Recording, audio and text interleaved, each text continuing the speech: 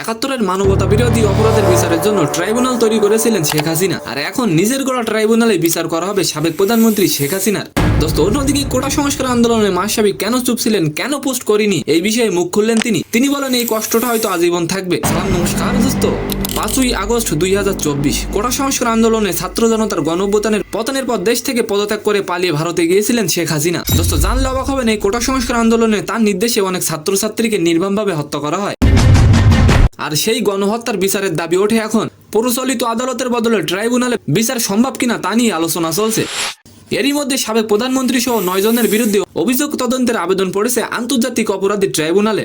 যে ট্রাইব্যুনালটি শেখ হাসিনা গড়েছিলেন যুদ্ধাপরাধীদের বিচারের জন্য, আর এখন নিজের ট্রাইব্যুনালেই হাসিনার বিচার হবে।